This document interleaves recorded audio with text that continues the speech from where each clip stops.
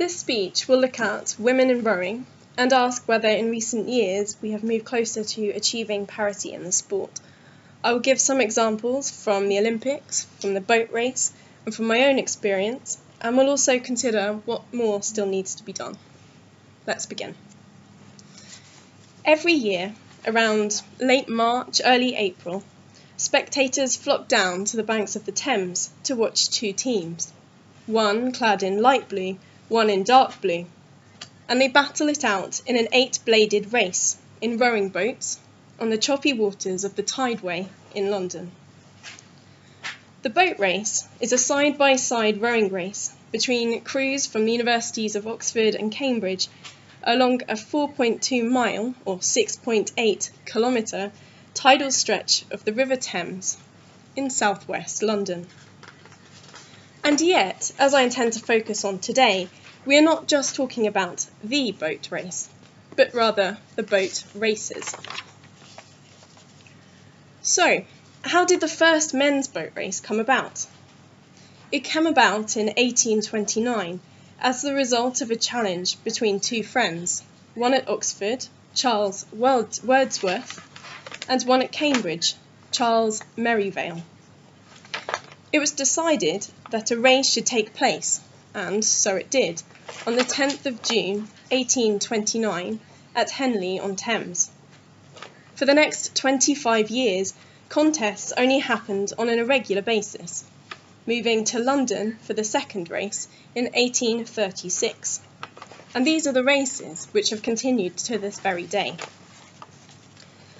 Yet, what is little known is that the women's boat race was founded, albeit much later, in 1927. The first race was held in Oxford and was met by large and hostile crowds on the towpath.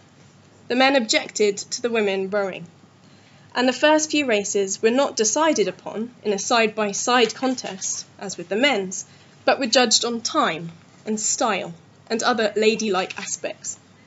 The two crews were not allowed on the river at the same time. But that is all in the past, you might say. All water under the bridge, right? Well, not quite, and I'll tell you why. I'd like to now bring you forward a good few years to 2015, an important landmark for the history of women in rowing.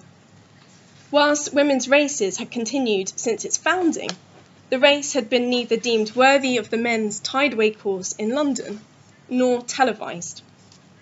Yet, on the 11th of April 2015, the 70th women's boat race was held on the Tideway course, from Putney to Mortlake, on the same day as the traditional male event for the first time. Rebranded as the boat races, the combined event, both men and women's crews in racing, was broadcast on national television in the UK. The audience for the women's race reached 4.8 million viewers, a far cry from those protesters on the banks in the 1900s. I'd now like to give you another example, that of the Olympic Games, the London 2012 Olympic Games to be specific. Considered by some to be the games when women's sport truly came into its own.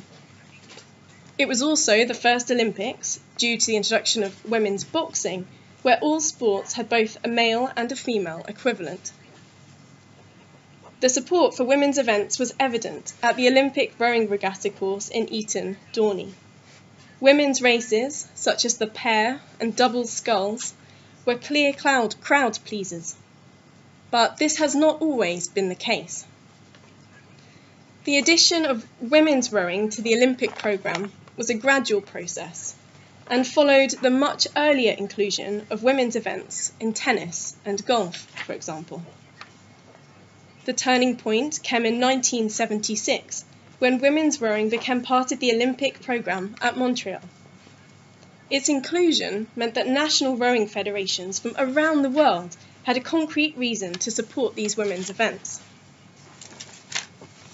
I have given you here two examples of the progress made towards achieving parity on the water in the sport of rowing, the boat races and the Olympics. So, what of the outlook today and for the future? My own love and time practicing the sport leads me to believe that there are three essential factors required to continue to bring parity to the world of rowing. Firstly, there is a need for strong female role models in rowing. Immediate examples of these spring to mind, and these are the Olympic champion Catherine Granger and Helen Glover. Strong athletes provide inspiration to budding Olympians and help attract the funding and sponsorship needed to help women of all abilities to progress in the sport. Secondly, a strong media and social media presence. Websites, social media movements and Facebook groups such as Women on Water and Press for Progress help promote awareness and share information, advice and enthusiasm for women setting out on taking up the sport. Making rowing accessible is the third important aspect.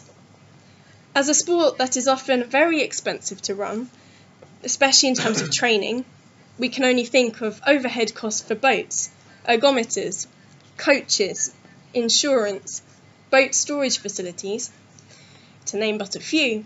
It is important that the sport is made as accessible as possible. Movements such as #ThisGirlCan, run by Sports England, and the Learn to Row courses, organised by British Rowing, all contribute to breaking down such barriers. To conclude, the history of rowing and women in rowing has been one of troubled waters, but one which has made enormous headway in recent years. Television broadcasts, such as that of the women's boat race on the Tideway, send out an important visual message on a global scale, and I hope signal an era of ever greater parity on the river. Thank you.